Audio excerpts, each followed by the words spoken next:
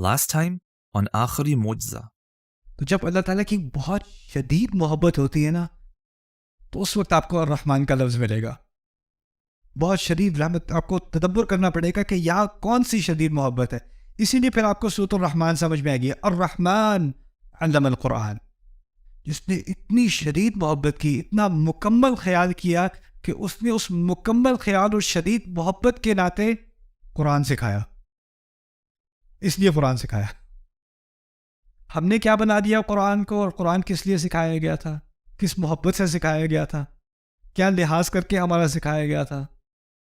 ہم نے کیا بنا دیا قرآن کو. سبحان اللہ.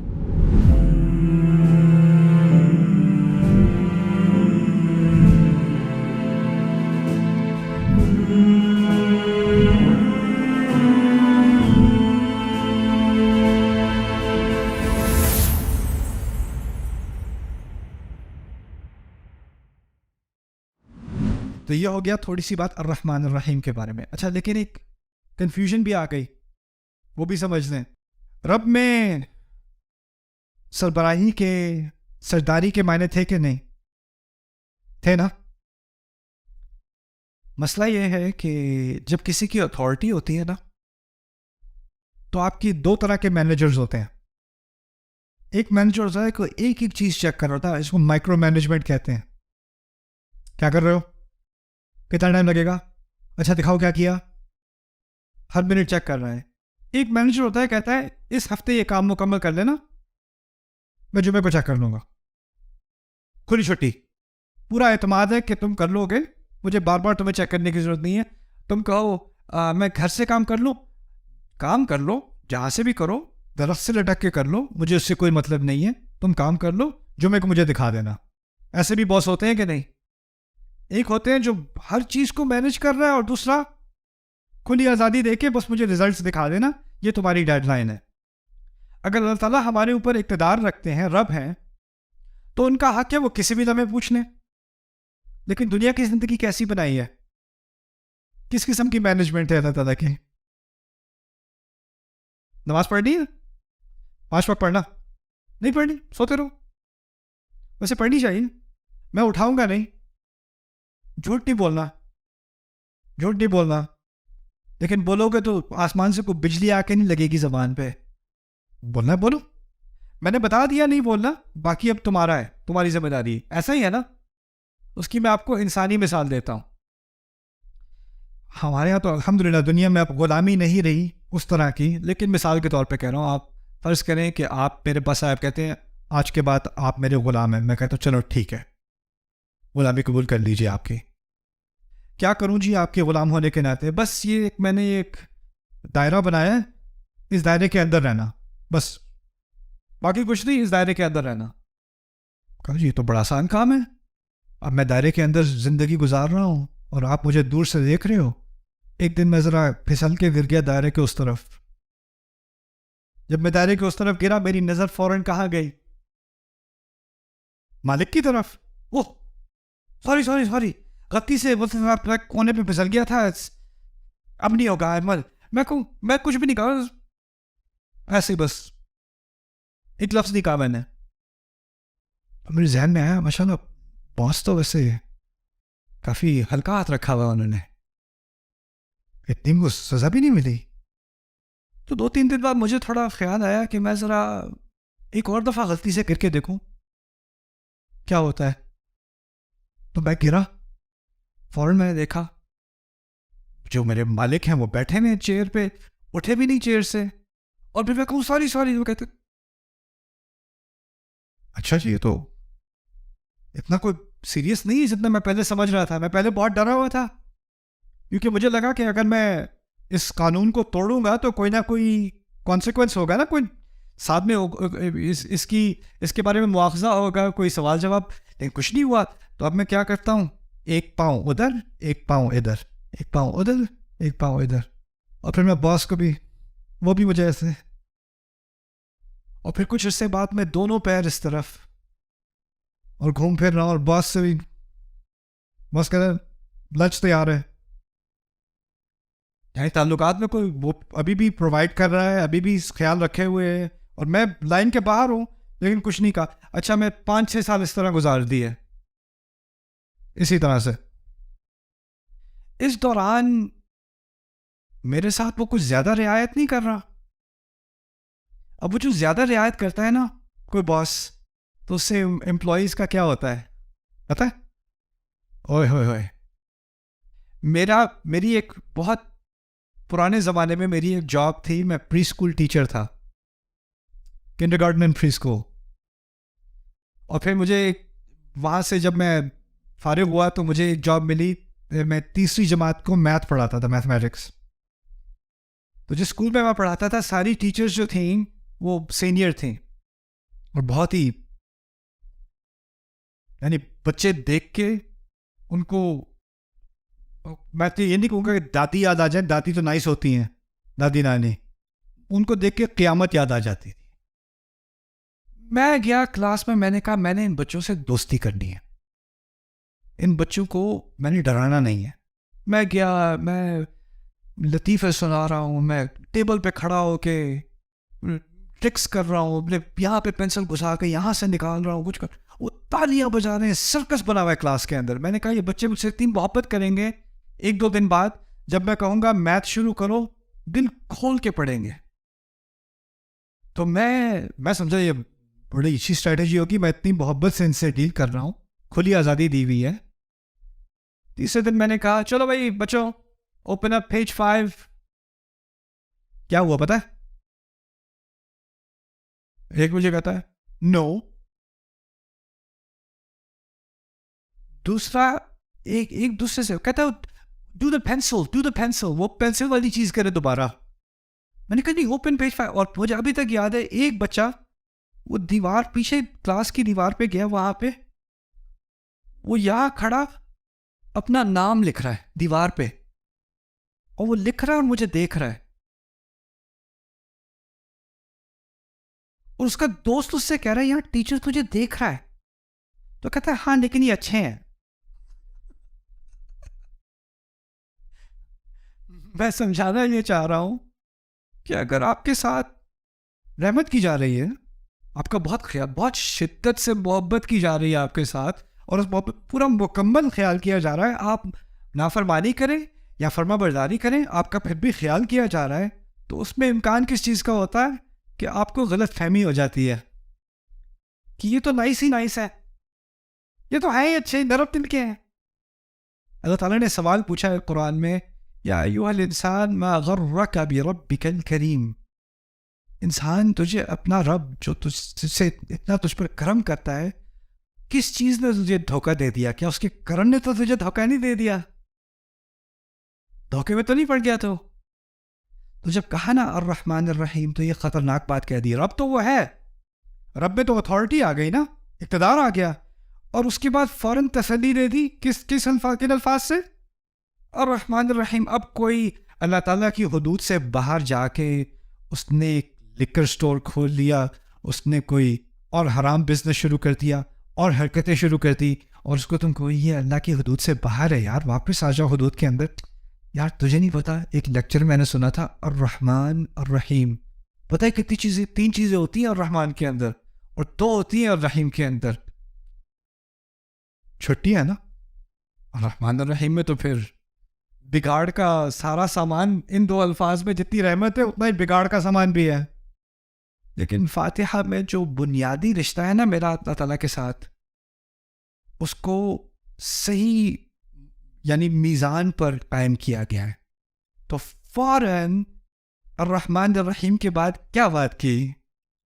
مالک یوم الدین. فوراً سیدھا ہو گیا بندہ. میں نے کہا تھا نا میں اپنے مالک سے فینس کے باہر میں 5 سال اسی طرح چھٹی گزاری. 5 سال بعد مالک مجھے بلاتا ہے, کہتا ہے یہ جو تم باہر کھڑے ہوئے ہو نا, ہاں مجھے پتا ہے, وہ ایک دفعہ میں آپ نے کہا تھا, لیکن یاد ہے مجھے وہ بھی کیا دن تھے. کہتے میں نے ویسے اس دن سے ریکارڈ رکھا ہوا ہے کہ تم کتنی دفعہ باہر گئے تھے, یہ ریکارڈ ہے تمہارا, اور آج تمہیں اس سب کی اکٹھی سزا ملے گی. اب بات سمجھ میں آ رہی ہے مالک یوم الدین کیا ہوتا ہے؟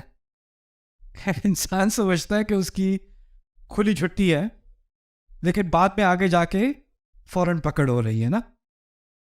اب یہ ایک عجیب صورت ہے اللہ تعالیٰ کی. اس کے بارے میں جتنا کہوں کم ہے. آج سیشن ختم ہونے سے پہلے 2 باتیں میں آپ کے سامنے رکھوں گا, مالک یوم الدین کے بارے میں اور ابھی جو کچھ پڑھا ہے اس کے بارے میں. 2 لفظ جو ہیں وہ ایک دوسرے سے بہت قریب ہیں اس صورت میں. ایک رب اور ایک مالک ہے نا, ایک رب اور ایک مالک. اور ان دونوں کے درمیان 2 الفاظ ہیں. ایک طرف رب ہے, ایک طرف مالک ہے, اور درمیان میں 2 کون سے لفظ ہیں؟ الرحمن الرحیم. اب ان دونوں لفظ کے بارے میں سوچیں. ان میں سے ایک عارضی ہے اور ایک مستقل ہے. عارضی والا کون سا تھا؟ الرحمن. اور مستقل والا کون سا ہے؟ اب یہ عجیب کلام دیکھیں اللہ کا. رب العالمین اس زندگی کے بارے میں تھی وہ بات, یا اگلی زندگی کے بارے میں؟ رب العالمین اس زندگی کے بارے میں. اور اس سے قریب 3 ترین لفظ ہے الرحمن, جو اس زندگی کے بارے میں ہے. مالک کا لفظ استعمال ہو رہا ہے کس زندگی کے بارے میں, اور اس کے قریب ترین لفظ کون سا ہے؟ الرحیم, جو ہمیشہ والی رحمت, اس سے قریب ترین. کیا عجیب کلام ہے, کیا ترتیب ہے اس کلام کی. رب العالمین الرحمن الرحیم مالک. اچھا, شروع ربوبیت سے رب, انتہا مالک سے, اور درمیان میں دونوں کے کیا؟ رحمت.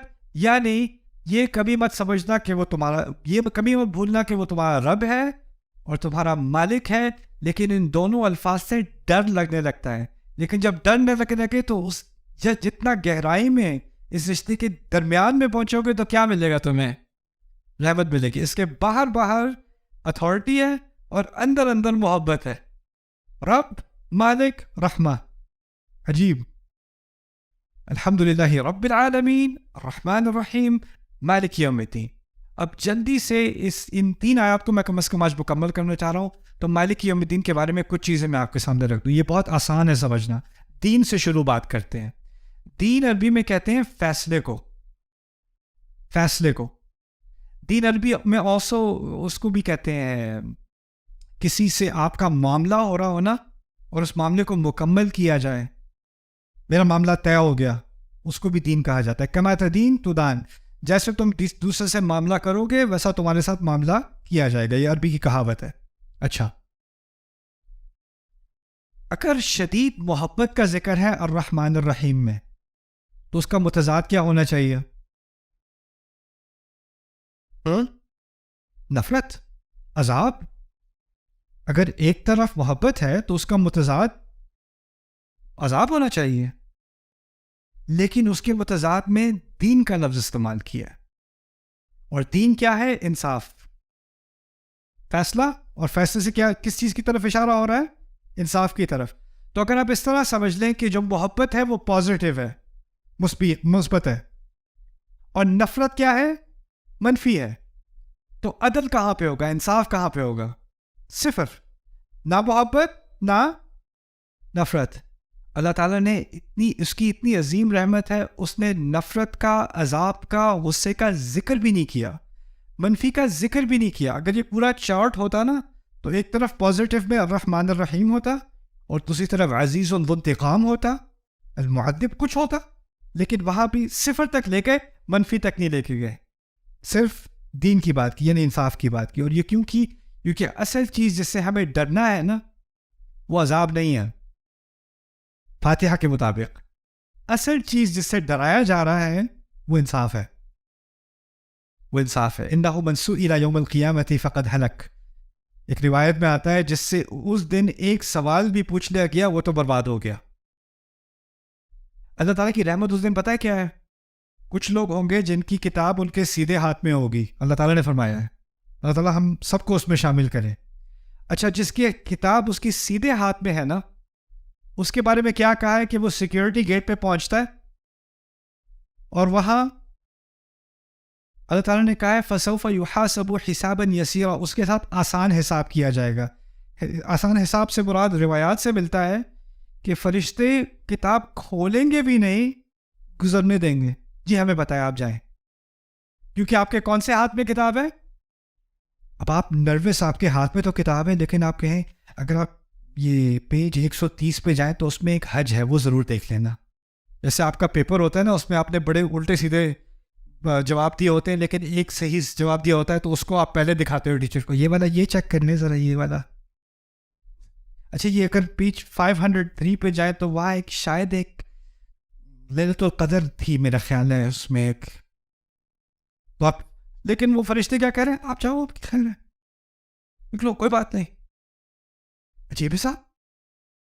دوسری طرف کہا ہے کسی کی کتاب ان لوگوں کے الٹے ہاتھ میں ہوگی، اللہ ہمیں ان میں سے نہ کرے، اور ان کی پیٹھ کے پیچھے ہوگی، ایسے ہوگی کتاب. نہ صرف الٹے ہاتھ میں، پیچھے. اب وہ خود بھی نہیں دیکھ سکتا کتنی خراب ہے، اس کو پتا ہے خراب ہے، اس کو یہ بھی نہیں پتا کتنی خراب ہے. اب وہ بھی آ رہا ہے سامنے اور اس سے پوچھا جا رہا ہے. اب یہاں پر جب الدین کہا ہے نا، تو اس سے ہمیں اس بات کی طرف اشارہ مل رہا ہے کہ اللہ تعالیٰ اس دن کا بھی مالک ہے. جس طرح وہ رب اس دنیا میں ہے، اس دن وہ رب نہیں ہوگا، اس دن وہ کیا ہوگا، مالک. تو کیا نکل گیا، رب کے معنی میں سے کیا نکال لیا گیا، تحفے دینے والا، خیال کرنے والا، قائم رکھنے والا. جو اس کے نرم نرم معنی تھے نا وہ سارے نکل گئے، اور کیا رہ گیا، مالک. اس دن تو اتھارٹی ہوگی، یا تو رحمت ہوگی یا پھر یہ. اور اگر آپ اس طرح بھی سمجھ لیں کہ رب کے اندر دو پہلو ہیں، ایک محبت والا پہلو بھی ہے رب کے اندر، اور ایک اقتدار والا بھی ہے، تو رب کے اندر وہ جو محبت والا پہلو ہے نا، وہ الرحمن الرحیم میں سامنے آ گیا. اور رب کے اندر جو اقتدار والا پہلو ہے وہ کہا، مالک یوم الدین میں سامنے آ گیا. ان تینوں الفاظ کا آپس میں ایک جوڑ بن گیا. آخری چیز ہے، اور دو چیزیں. یوم، یوم کسے کہتے ہیں؟ اوکے. اللہ تعالیٰ نے اپنے بارے میں ایسی بات کی ہے جو کبھی کوئی اپنے بارے میں یا کسی اور کے بارے میں کہہ ہی نہیں سکتا. فرماتے ہیں دن کا مالک. دیکھیں، آپ کسی پراپرٹی کے مالک ہو سکتے ہو، کسی بکری کے مالک ہو سکتے ہو، کسی کمپیوٹر کے مالک ہو سکتے ہو، لیکن آپ ایک منٹ کے مالک نہیں ہو سکتے، آپ ایک سیکنڈ کے مالک نہیں ہو سکتے. وقت کی ملکیت ممکن نہیں ہے. ایک چیز ہے جو آپ جو بھی کرو، جتنا بھی پیسہ آ جائے، جتنا بھی اقتدار آ جائے، ایک چیز ہے جو آپ کبھی بھی اون نہیں کر سکتے. وہ کیا ہے؟ وقت. اور وہاں اس نے اس ایک چیز کی ملکیت اپنے سامنے ثابت کی ہے، مالکی یوم. اور اس سے بہت عظیم بات سامنے آ گئی. اگر میں کہوں کہ یہاں پر ایک تھیلا ہو، اور میں کہوں یہ تھیلا میرا ہے، یہ تھیلا میرا ہے، یا یہ بیگ میرا ہے، تو اس بیگ کے اندر جو کچھ بھی ہے وہ بھی کس کا ہے؟ میرا ہی ہوا نا. اگر اللہ اس دن کا مالک ہے تو کیا بات نکلی؟ اس دن کے اندر جو کچھ بھی ہو رہا ہے اس سب کا وہ مالک ہے. اس سب کو ایکسپلین کرنے میں باقی قرآن ہے، لیکن وہ پوری بات ایک ہی محاورے میں شامل ہو گئی جب کہا مالک یوم، مالک یوم الدین. سبحان اللہ. یعنی بہت تھوڑے الفاظ ہیں فاتحہ میں، لیکن پوری کائنات ان کے اندر مضمر ہے. آخری بات اس کے مالک کے بارے میں سمجھ لیں. مالک اصل میں دو قراءات ہیں ہمارے نبی سے مروی صلی اللہ علیہ وسلم. مالک بھی پڑھا کرتے تھے اور ملک بھی پڑھا کرتے تھے. مالک اور کیا؟ ملک. مالک کے معنی اردو میں جیسے ہیں ویسے عربی میں ہے. مالک، گاڑی کا مالک، بکری کا مالک، ٹھیک ہے، مالک. ملک کسے کہتے ہیں بتائیں؟ بادشاہ کو. بادشاہ کو. تو ایک طرف مالک، دوسری طرف بادشاہ، اور دونوں کے معنی یہاں ضروری ہیں. سمجھ لیں کیوں. بادشاہ جو، میں یہ نہیں کہوں گا کہ میری یہ جوتے ہیں، میں یہ نہیں کہوں گا میں اس جوتے کا بادشاہ ہوں. میں کیا کہوں گا؟ میں جوتے کا مالک ہوں. میں گھر کا بادشاہ ہوں یا مالک ہوں؟ مالک. میں کمپیوٹر کا بادشاہ ہوں، مالک ہوں، مالک. لیکن اگر کوئی کسی کے پاس پورا آئیلینڈ ہو یا پورا ملک ہو، وہ کہے میں اس آئیلینڈ کا کیا ہوں؟ کیا بات سامنے آ رہی ہے؟ بادشاہ ہوتے ہیں بڑی بڑی سلطنت کے، اور مالک ہوتے ہیں چھوٹی چھوٹی چیزوں کے. جو بمقابل چھوٹی چیز ہوتی ہے اس کے لیے مالک ہوتا ہے، جو بڑی ہوتی ہے اس کے لیے کیا ہوتا ہے؟ بادشاہ. اب ایک اور فرق بھی سمجھ لیں. اگر وہ کسی ملک کا بادشاہ ہے، کیا تمام چھوٹی چھوٹی چیزیں جو اس کی سلطنت میں ہو رہی ہیں اس میں اس کی نظر ہے؟ ہر بات پہ، ہر کام پہ، ہر کسی کے سونے پہ، ہر کسی کے اٹھنے پہ، کیا وہ ہر چیز کو کنٹرول کر سکتا ہے؟ آپ کی کمپنی ہے، آپ کی اپنی کمپنی ہے، آپ کے 50 ملازم ہیں، کیا آپ ہر ملازم کی ہر پرفارمنس کو، اس کی ہر بات کو، اس کے ہر ایکشن کو کنٹرول کر سکتے ہو کہ نہیں؟ جتنا آپ کا کنٹرول بڑھتا ہے نا، جتنی سلطنت بڑھتی ہے، اتنا آپ کا چھوٹی چھوٹی چیزوں پر کنٹرول کم ہوتا چلا جاتا ہے. ایسا ہی ہے نا؟ آپ کو کسی اور کو مینجمنٹ دینی پڑتی ہے. چھوٹے کام میں نہیں کر سکتا، میرے پاس بڑے کام آ گئے ہیں، اب میں چھوٹی چیز کو ہینڈل نہیں کر سکتا. مالک کا کیا ہے؟ اگر میں کمپیوٹر کا مالک ہوں تو اس کی ریپیئر میں خود کروں گا. میں گھر کا مالک ہوں تو اس کا دروازہ میں خود فکس کروں گا. اگر میں ایک ملک کا بادشاہ ہوں، دروازہ میں خود فکس نہیں کروں گا، مجھے تو پتا بھی دروازہ خراب ہے. بڑی چیزوں کے لیے بادشاہ، چھوٹی چیزوں کے لیے کیا؟ مالک. اب قیامت کے دن میں 2 طرح کے کام ہو رہے ہیں. قیامت کے دن میں سورج اور چاند ایک دوسرے میں ٹکرا رہے ہیں. قیامت کے دن میں دنیا پھیلائی جا رہی ہے. قیامت کے دن میں ساری انسانیت کو قبروں سے نکالا جا رہا ہے. قیامت کے دن میں آسمان پھٹ کے کھل رہا ہے. قیامت کے دن میں سارے فرشتے اتر رہے ہیں. یہ تو بادشاہ کا کام ہے، یہ بڑا کام ہے. لیکن قیامت کے دن ایک ایک عمل کا جائزہ لیا جا رہا ہے کہ نہیں؟ لا یغادر صغیرۃ ولا کبیرۃ. یہ بادشاہ کا کام نہیں ہے. یہ کس کا کام ہے؟ مالک کا کام ہے. رسول صلی اللہ علیہ وسلم نے یہ آیت 2 طرح پڑھی، کیونکہ اس دن کچھ چیزیں مالک سے متعلق ہیں اور کچھ چیزیں ملک سے متعلق ہیں. سمجھ میں آئی بات؟ اور دونوں کو شامل کر دیا مالک یوم الدین میں. آپ کے جانے سے پہلے ہم نے 3 آیات کا مطالعہ کیا ہے اس وقت تھوڑا سا. الحمدللہ رب العالمین، الرحمن الرحیم اور مالک یوم الدین. میرے نزدیک قرآن میں اللہ تعالیٰ کا سب سے جامع تعارف، اگر کوئی غیر مسلم ہو وہ پوچھے تم کس خدا کی عبادت کرتے ہو، تمہارا اسلام کا خدا کون ہے، اس کی سب سے جامع تعریف بس یہی 3 آیات ہیں. الحمدللہ رب العالمین، الرحمن الرحیم، مالک یوم الدین. پہلی چیز جو وہ خدا خود چاہتا ہے کہ تم جانو، جس کے بارے میں ہم بات کرنے لگے ہیں، وہ حمد کا مستحق ہے. اس کا نام اللہ ہے. اس سے رشتہ تمہارا رب کا ہے، اور صرف تمہارا ہی نہیں، تمام سوسائٹیز کا، تمام انسانیت کا، ازل سے ابد تک، العالمین. اور اس کو تم سے ایسی شدید محبت ہے کہ جس کا تم اندازہ نہیں کر سکتے. اور یہ بھی تمہارے ہاتھ میں ہے کہ وہ محبت تمہارے لیے ہمیشہ کے لیے رہے، الرحیم. لیکن اگر تم نے اس محبت کا فائدہ اٹھانے کی کوشش کی تو یہ جان لو کہ آج نہیں تو کل نہیں، ایک دن آ رہا ہے، ایک کل آنے والا ہے جس میں پھر پورا حساب لیا جائے گا. اور ایک بڑی چیزیں ہوں گی اور چھوٹی چیز تک حساب لیا جائے گا. مالک یوم الدین.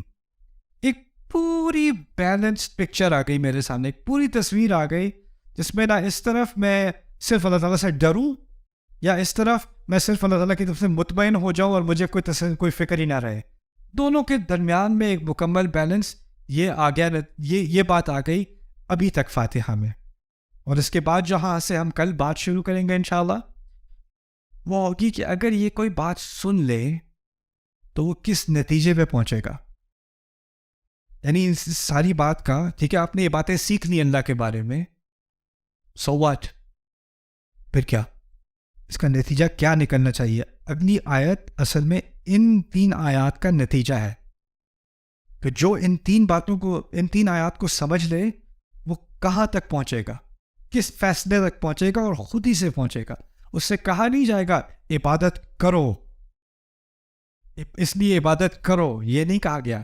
کہا ہے ایاک نعبد، ہم صرف تیری ہی عبادت کرنے کو تیار ہیں، کرنے آئے ہیں. یعنی ہم اپنے آپ کو والنٹیئر کر رہے ہیں، ہم اپنے آپ کو اس نتیجے پر پہنچا رہے ہیں. اس کے بارے میں انشاءاللہ یہاں سے آگے جو اصل معجزات ہیں اس صورت کے وہ آگے آنے والے ہیں انشاءاللہ، اس پہ کل ملاقات ہوگی. Subscribe now to the Bayyinah YouTube channel to watch the rest of this series and more great content from Ustad Nu'man Ali Khan. جہاں پہ باسکٹ بال گیمز اور بڑے بڑے میچز وغیرہ ہوتے ہیں نا, اس نے وہ پورا اسٹیڈیم بک کیا. وعدے کیا کر رہا تھا, اس سال تمہاری ساری خواہشیں جیزس پوری کر دے گا. کیا چاہیے تمہیں؟